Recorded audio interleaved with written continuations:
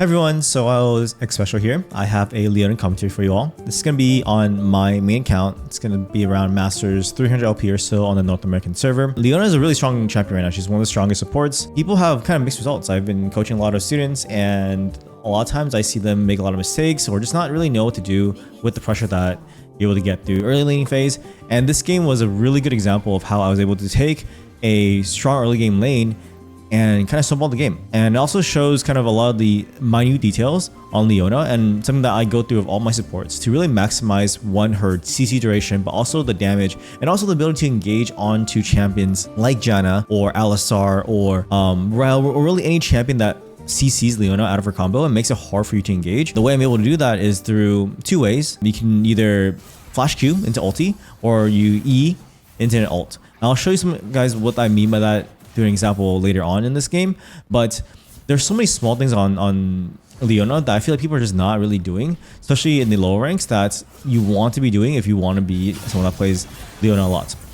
So just a quick thing, level 1, I don't take a spell a lot of times when I'm against these easier matchups because I want to see how they play. In this example, since we're playing a Janna Smolder, pretty weak early game combo, I just save my spell. I either take Q or E pretty much at all points. I take Q in this scenario because they put a ward down in Rush. I'm able to clear it. I lose a bit of HP for it, but it's still worth it. There are times where I will take E if they're playing really aggressive. But since they're playing so far back, I have nothing to E onto. If I E here, obviously I'm just going to be so deep where I'm actually going to take a lot more damage. But if they're Eing aggressively or if they're trying to attack us aggressively, which you really shouldn't in this matchup, but you never know in solo queue, I will take E and just get onto them, just do a bit of chunk damage and just trade my HP a little bit. A big thing when you're playing these melee versus range matchups is you can trade if it's favorable for you.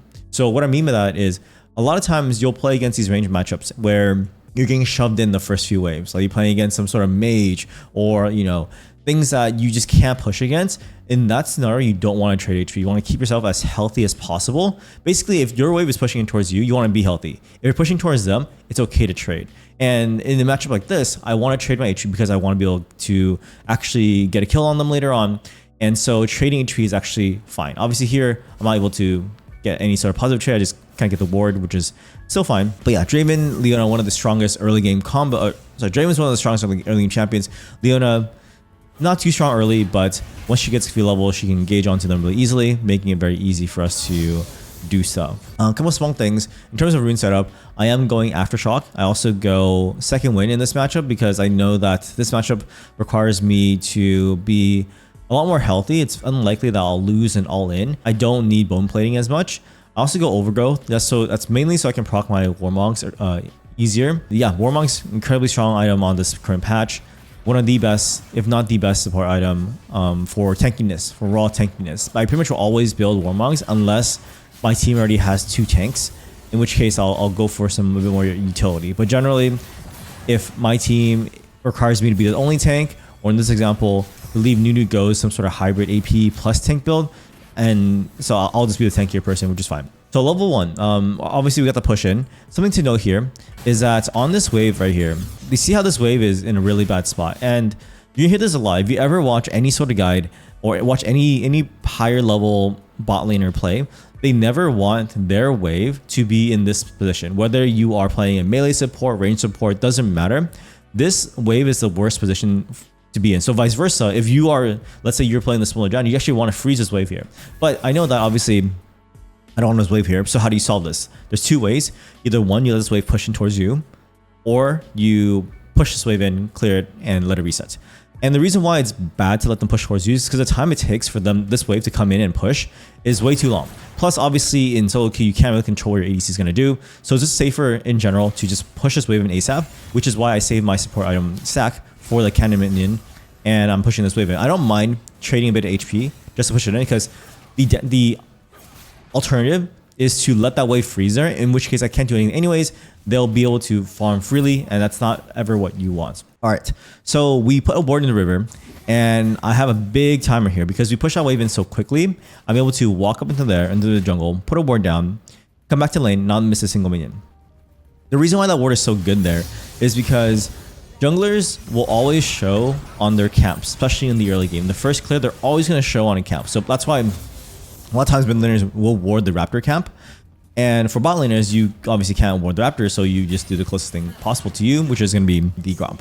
You can as well, if you're say your red side, you can even ward Krugs. It's also a possibility, but a lot of times warding Travish is fine. Okay, so as you see there, here I'm going for an engage onto this Janna. Janna has her NATO, which is a really good spell for basically canceling me out of my combo. And since this is actually the second time on this E in this lane, I've known, okay, so it's obvious this Janna has hands, is able to block my engage. And instead of popping my W there and using more of my mana, I'd rather just use one of my potions, I had 2 potions at the time, and trade my HP for mana. The idea is that both Jan and I, we're playing a long game. Like this is going to be a battle of attrition, battle of resources. So if I have, let's say I'm full HP, I have 0 mana, that's worse for me than if I had 60% HP and 40% mana. So basically I'm trying to preserve my mana and my HP to be around the same point. Ideally more HP, of course. So basically there I use only 60 mana instead of 155 mana if I use my whole rotation for that fight. Knowing that she's going to cancel it, I'm only popping my E, using a bit more of my HP to do so, that's fine. And then I see an opportunity to help out my Nunu in this skirmish right here. So we did see the Mumu earlier on the Gromp. We didn't know which way he went, if he went for top scuttle or bot scuttle. But either way, I'm here for this fight. There's a couple small things. One, Vex is similar to Janna in this scenario, where if I go in with just my E, regular E, it's very telegraphed, very easy to CC me out of it. Vex, her passive allows her to fear with her next ability, right? And so if I just E at this and one of the targets, I'll probably get feared out of my Q, allowing them to have a chance to escape, and perhaps we miss out on a kill. So here, instead of going for that E and letting us both get double feared, I'm going for Q flash into my rest of my combo. And that's so I can guarantee my stun to land. Obviously, they can also flash my E. Like, this is such a close scenario where had I missed even one ability, we might not have gotten a kill. And this was so close. I almost got a second kill here because I didn't get my Q onto this Vex, or at least make her blow flash. It was super, super close. However, I did get chunked really low here, and I ideally would want it back. I even pinged it. However, I do see the wave being really bad. And the way I know this wave is really bad is because there's a lot of minions here, and there's no way for this wave to freeze. So we have to push it in, essentially. When you look at the scenario, I actually don't need to be here because Draven's very strong, even in a 1v2 scenario at this point against a Smolder with no mana, and Janna with very little kill pressure. I could have just backed there. However, it is solo queue, so I play a little bit more on the safe side with my ADCs, making sure that they are 100% safe. Because if Draven does die here in that big wave, he will probably leave the game. He does the classic solo queue Draven thing, which is like he just wants to keep up his access at all points. Doesn't understand he needs to just let the wave come in. And so I was a little bit worried. I was thinking like maybe he wanted to recall in the next wave if he had like close to an item or something like that. But I think he just wanted to keep his axes. So it ends up being fine because the wave was in such a good spot for us where the wave ended up still pushing back towards us. But that's usually not a good sign when I'm recalling and my ADC is still pushing up the next wave, because that actually gives them an opportunity to go make a play on him. Fortunately, the jungler is topside, and fortunately, they are playing such a weak early game lane that I'm able to recall, and Draven is able to 1v2 and not be really in danger, especially because he actually had no flash because of the earlier fights. So here, I'm coming back to lane. Just a quick thing on my item choices. So typically on a support, you have really only 2 choices right now on a support. You either go boots or you go Ruby Crystal. Occasionally, I will go like something like a cloth armor or like a no magic mantle if I need MR. But generally, those are the 2 options. Health is the best stat for an all-in scenario. So let's think about how much effective health a Ruby Crystal gives you. It gives you 150. Let's say it gives you cloth armor. You get a cloth armor, it gives you like 18 armor or whatever. That 18 armor is not going to give you as much value as 150 raw HP that works for both magic and physical and true damage. So if you're choosing between those 2, especially early game, always go for the Ruby Crystal. Resistances that they scale much better with HP, which you don't have as much of early game. So just keep that in mind. And the reason why I go for boots here instead of Ruby Crystal is because in this matchup, I know I don't need the extra HP to survive. It's not a tank versus tank. It's a battle of if I can get on them, not a question of if I get on them, will I die? I won't die. I'm just too tanky. The hard part is getting onto them, which boots is going to help me with. I also go for a Rejuve Potion here. This is something that I don't see a lot of people talk about. Rejuvenation Potion is one of the strongest early game items in the game. It's a 150 gold for 200 HP. Obviously, it takes a while for it to fully proc, but 200 HP for 150 gold is unheard of. And not only that, you always will sell this potion at some point into the game, pretty early generally too, like before 20 minutes or so. And it sells for 60 gold. And since you bought it for 150, it's really only a 90 gold purchase eventually. And what that means is that if you have ever leftover gold, so you have like a 300, or in my case, like 250, I'm going to buy a Rejuve potion because it gives you extra sustain, especially in matchups where I know I'm going to get chunked, I'm going to get low, and I want that extra sustainability, which in matchups like this, against a range matchup, I'm going to want. So yeah, just a small note, 90 gold purchase, really, really OP. Never buy 2 HP potions over Rejuve potion, ever, pretty much ever. I would never, ever recommend doing that. All right, so here, you want to essentially cut them off. I'm not cutting them off like a very aggressive route because I don't want them to turn on my Draven. I don't want to take too much damage. I don't want to tank all these minions forever. So I'm walking a path that is like a bit not as like ideal, but since I'm also playing Leona, I have my E, so even if they do flash early, I'm still able to catch onto them. But one thing to note is that I do not E first here.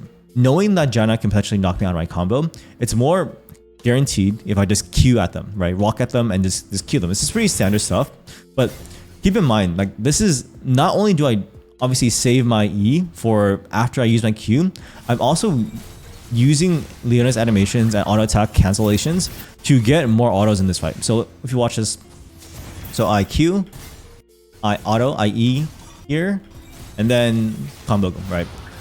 And this might seem small, but that auto was the difference between that kill happening or not happening. Obviously, this Smolder played it horribly, right? He could just flash or cleanse way earlier. Didn't expect the amount of damage that we would have there, but still, the extra auto attack that I was able to put in there is going to make or break a lot of situations, especially in the early game. So something that you would want to start mastering when you play Leona is the idea of using your auto Q auto, auto E auto, those kind of combos when you are in these early game fights. Later on into the game, it doesn't matter as much, right? Like, let's say, 20 minutes in the game, the extra auto attack from Leona does extra 60 damage when everyone's doing like 500, 600 damage per second. Doesn't really matter. But in these early game scenarios where an extra 60 damage can literally make or break a gank scenario like that, super important that you're really maximizing that. And also in that case, obviously, by auto-ing and then E-ing, I'm maximizing the duration of my E. Because if I just a Q, E, my passive is going to be wasted.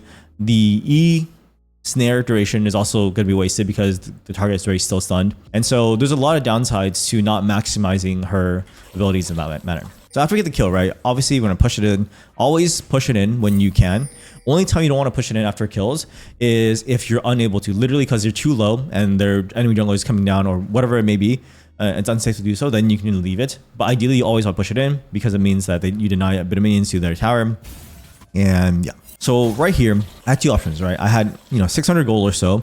I could have recalled and just bought a Ruby Crystal and been happy, but I know there's a plant in river, and then I also see a fight brewing up top side. So it's much better in this scenario to move up. I should have pinged a little bit earlier here, and then I'm coming for the split. Kind of awkward situation here where I thought my Q was queued onto this Amumu, where if I right clicked him, my champion would automatically stun him while he's midair. Didn't happen that way. So I ended up having to use my E. And just a small note there is I'm using the target champions only button. Because if you can see right here, this mouse, this little thing in the middle of this thing, the part, it's red. That means that I have target champions only on. This is a button that you need to be familiar with. A big part of League of Legends, especially as a support player, is about being efficient, right? Being good at maximizing your CC duration, maximizing these auto attacks, especially in the early game. But the second part of it is also being incredibly consistent. And what I mean by that is you don't want to miss abilities, right? Obviously, oh yeah, of course we don't want to ever miss abilities. Happens. But in this scenario, there's a lot of minions around. It's very easy sometimes to misclick on a target. Let's say I have a 99% chance of hitting this Amumu with my auto attack just regularly.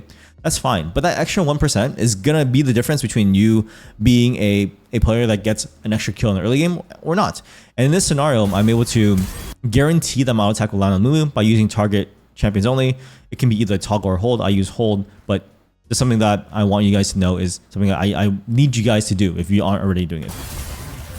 Unfortunately, because of the slight misplay on the Q earlier, I didn't get the Amumu kill as well. But fortunately, we still get the Vex, and now we're in a really good spot. I'm really low now, have to recall. But yeah, so far so good. Early game's going extremely well. Giant Spell over 2 Ruby Crystals just gives you more HP. So just to go for whatever gives you more HP. Generally, you don't want the one that gives you HP regen. So there's 3 upgrades. There's Ruby Crystal and Giant Belt, Ruby Crystal into like Winged Suit Plate or whatever it's called, gives you move speed, and the one that gives you health regen. The health regen one is pretty much the worst one. It just doesn't give you as much value. It doesn't give you that as much tankiness as the other ones, and the move speed is obviously very nice as well. But in terms of raw survivability, Giant Spell is the best. And let's say I had 800 gold, or instead of upgrading the item, I would rather just get 2 Ruby Crystals and just be extra tanky. It gives you 100 more HP. Obviously, you don't get the HP regen, but HP regen is generally not that good of a stat unless you're really staying in lane for a long time, which I don't know. It's just not as good. All right, so here my Draven is duking it out, and things are going great. I was trying to greed for the Janna kill, missed my E. I ended up just settling for the Smolder. All good, I think. All right, yeah, perfect. Yep, all planned. Nothing crazy there. They just, my Draven just initiated a fight. He got super low though, and then Vex was down here. I think we kind of pinged it, but we were a bit slow on it. Again, Janna's doing that thing where she's canceling me out of my combo. So right here, I just came back to lane, and I'm already kind of low, but I still have my potions. And I have 2 options here, right? I can sit in lane. I can soak up some EXP, which is honestly not a bad idea. And then I can also look to put wards out.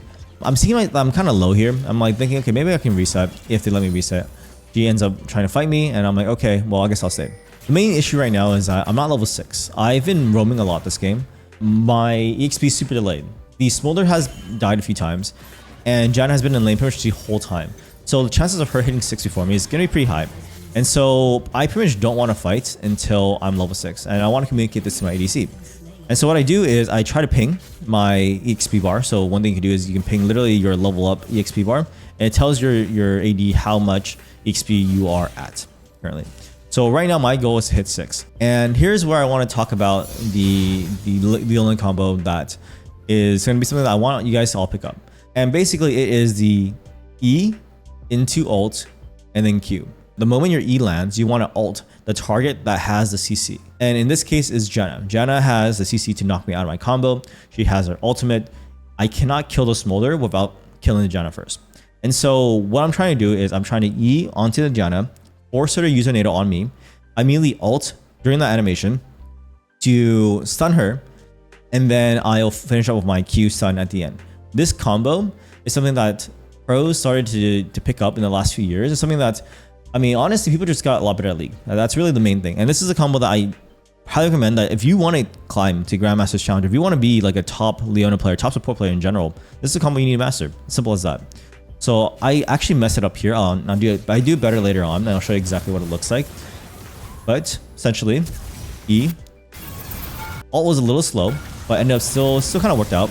And basically, you just comboed them so quickly that they can't even get out. They don't have like, they're literally CC change because they're not expecting you to ult during your E animation. Basically, you just went one step ahead. And yeah, I'll show you guys again later on what this looks like when it's done perfectly. But there, I did it so slow that honestly, she could have gotten out because my ult wasn't chained properly. By the way, that's the idea. Basically, when you're playing against these champions, especially a Janna, Janna is the main one because she has both her Q and her ulti that can knock you out. That if you can execute on this combo, it's one of the reasons why Leona in lower elos is actually not as strong. Even though Leona is a super strong champion right now, her win rate is actually higher in higher elos because of small details like this. On top of all the details like, you know, doing more auto attacks, and then also landing her ultimate more consistently. Because one other thing about Leona is her ultimate range is really big. Her slow range is really big, but her stun range is really small. So even though you can just ult straight off the bat and just try to hit the Janna that way and not have to use like E ult, it's just very inconsistent because a good Janna will just purposely position in a way where she just gets slowed instead of stunned, and then she can still cancel you out of everything. All right, so let's talk about this move here. Why am I going mid here? So a couple things. In general, when you're coming out of base and your wave state is even or pushing towards you, you definitely want to move towards mid. even if you're not trying to look for a play, that's fine. Just showing up here and showing some presence, clearing some wards will give pressure to the enemy team. I've been roaming mid a lot this game, so that's even more pressure. Here, I ended up wasting my sweeper because I was trying to go for a kill on this Janna, but that was just a waste of time. I ended up having to use my pink ward on it, but all good. I usually will give the kill on the wards to anyone that's nearby because it gives us both 25 gold versus just me 25 gold. So this is a small thing. And right now my jungler is topside. So rather than contesting these wards, I just give it up and say, okay, well, can't do much about it. We will just chill bot for a little bit, wait until they look for a fight, and then I will clear the wards. All right, so right now I see Mumu mid side. We're slowly stacking up this wave, and I'm just posturing aggressively. I'm not really looking for a fight. Like ideally I want to, but it's quite hard. It's like I said before, because I can't just engage with just like a E, and if I miss, then I'm just wasting my ult. I'd rather just social pressure and then eventually look for a play somewhere. I'm just trying to clear these wards out, trying to really give pressure and see what they're gonna do. So either I go mid and I can help my team, or we can look for a bot fight if, say, the Janna leaves lane or they miss position. So in this scenario, I see like a top fight happening. I'm just gonna clear some wards in the river, and then I'm gonna go back to bots. I don't want to overcommit to these roams, and this is a mistake that a lot of players make, is they'll roam when it's unneeded. And what I mean by unneeded is, let's say we just want to fight topside, right? A lot of players will still feel the need to continue that roam and help out their jungle mid topside when they've already won that fight. So I'm only going to go to these fights when I know that I can make a difference there. Otherwise, I'd rather just stay in bot and actually win my lane or win it harder. Or in some cases, if I'm going even, I want to make sure that we stay even and let my other side of the team win, other side of the map win. So there, look, as you can see, really hard to just straight up just ult them and get kills. Obviously, this is a good trade. I mean, we ended up trading essentially my ult for Janna ulti, my ulti shorter cooldown. So it's really not bad. But again, very, very hard to get these kills. All right, so my Nunu's going crazy here. I'm trying to follow up and take a lot of turret damage. Trying to follow up here, and it just doesn't feel like it's gonna work out. But the good thing is that we're still gonna get a lot of plates here. The Mumu just got the grubby, so we know he's topside. And then here I'm just like, okay, wait, hold up. The Mumu does show topside, so we do have a lot more time on this turret, and potentially we can even take it. So I decide to show a little more pressure before I recall. And pretty much at this point, by having my Nunu here clearing that ward, it makes it pretty hard for the enemy team to walk up and defend this tower. So we ended up getting this first turret, and now we're in a really, really good spot. So as I'm recalling here, as I'm in base, I'm looking to see what's happening. So I see that the bot turret is going to go down, and then I am looking to see what the next objectives are. So I hold tab. I'm looking, okay, so Rift Herald is in a minute. I ping it for my team. Dragon's in 4 minutes. Obviously, I don't need to ping that. And so I know that the next objective that we're going to fight for is going to be for the Grubbies, or Herald, I mean. And that means I'm going to set up topside, and I'm going to walk in, clear some wards if there's any in my jungle, and then I'm going to see if I can make a play topside. Ends up being that there's wards, and I just put down my wards as well. I'm not walking in too aggressively here. I'm just really putting in shallow vision, making sure the pit is not warded.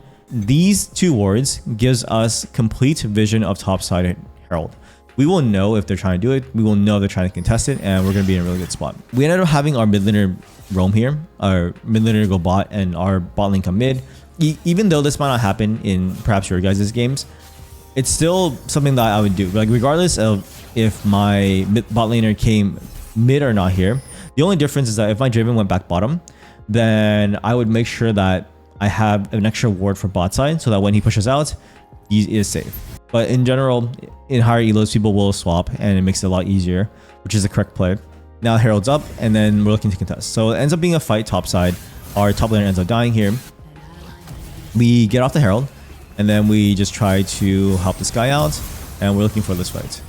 End up catching the Fiora here. Nice, nice. And now we are getting ready to do the Herald. So before we talk about this fight, let's talk about the upgrades real quick here. So there's 5 upgrades for support items when you complete them, right? So there's Blood Song, there is Celestial Opposition, and then Solstice Slave, Dreammaker, and then Zazak, whatever the heck it's called. So for tanks, you really only go 1 or 3. You go either Celestial, Blood Song, or Solstice Slave. And on Leona, Blood Song is super good because part of your combo is obviously E in and then you Q, and your Q automatically procs Blood Song, right? It's an auto attack. So it makes this item extremely valuable because it gives you a 10% damage buff on that target for 6 seconds for your whole team or whatever damage you take. And plus Leona with Warmongs is incredibly tanky. You don't need the extra 35% damage reduction for 2 seconds that Celestial Opposition would give you. So that's just a quick thing. The only time I do Celestial is if I feel like my team is super strong already.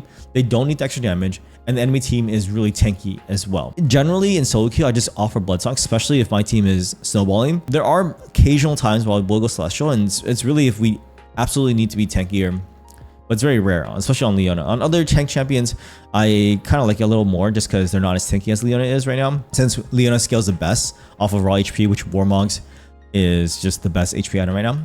So anyways, I get my Bloodsong and I see that they're still trying to contest us for this Herald. And I'm just like, okay, well, I mean, if you want to fight us, I am totally down. Paint the fights and then try to feed the kills to my Draven. And all right. So a couple small things is my goal as a support is, especially when I'm playing these engaged supports, is I'm always trying to feed these kills to my AD, right? Pretty obvious stuff. But even things like plates, first tower goal, I'm still trying to feed it to my AD.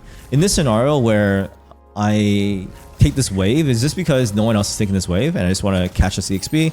But point is I'm going to recall anyways and I don't need to be on the objective. I don't really do any damage, so it is whatever. With the Overgrowth rune, which isn't fully proc yet unfortunately, I am very close to my Warmogs proc. And Warmogs, like I said, is extremely strong now, so you pretty much always want it. Only time I don't go Warmogs is if my team has 3 or more tanks, and I'm like the 3rd tank. So it's like extra HP is not as valuable as utility for my carries.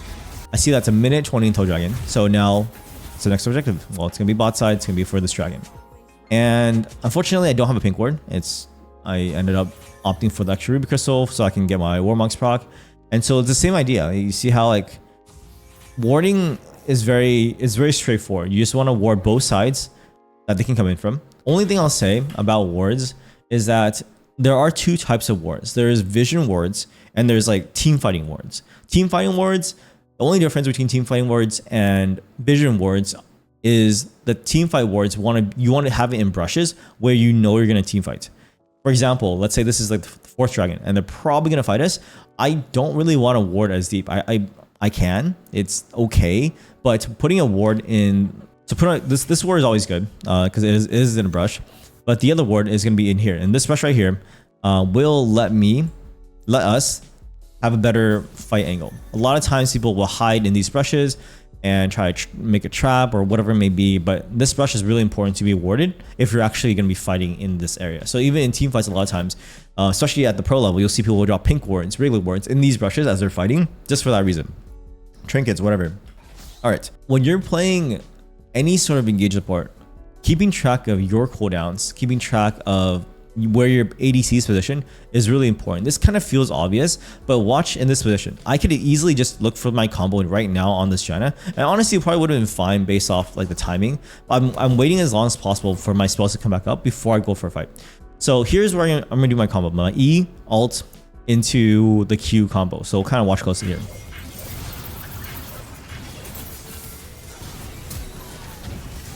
So this Draven plays it really well, cleans up the kill. But you see how this Janna, even though she knocked me out of my E, she's still pretty much gonna die here. Right, so I E, and during my E, as you see, I'm already casting my ultimate here. So when I get knocked up, she gets stunned. And I stun afterwards, and now my Draven's able to clean the kill. So that's the combo that a good Leona player needs to be able to master when you're against matchups like these. So like I said before, like champions like Rel, Alistar, I mean, there's a million champions that can knock her out of her combo. Even Draven can knock her out of her combo. So these are all champions that you want to be able to do these kind of things on. There, I mean, the Smolders is kind of extended, so I see opportunity to go for a flash, engage, and then we're just going for more turrets here. But yeah, at this point, this game is feeling pretty good. My Draven is feeling really good. He's super far ahead, and this game is pretty snowballed. I think we get a little aggressive here, take a lot of damage, ends up getting another kill, then Nu survives. Awesome.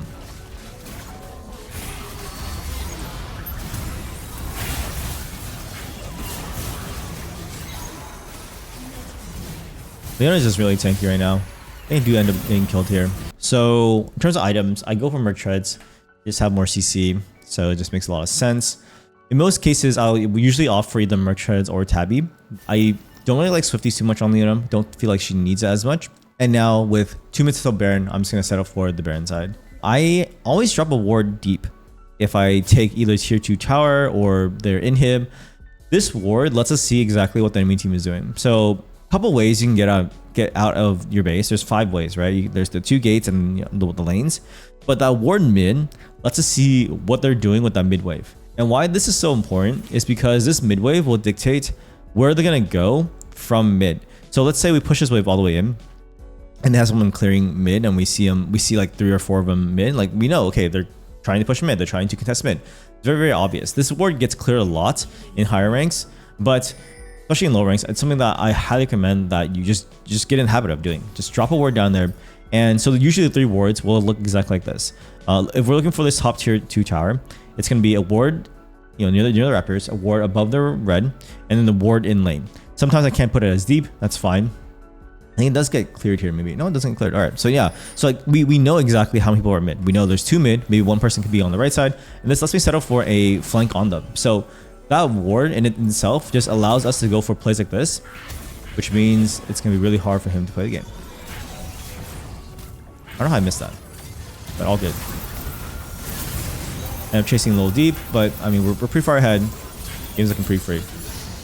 Awesome. All right. So yeah, Leona was just pushing it down, and it was pretty nice. Yeah, so let me know if you like this kind of commentary and what other champions you guys want to see, and I'll see you all on the next one.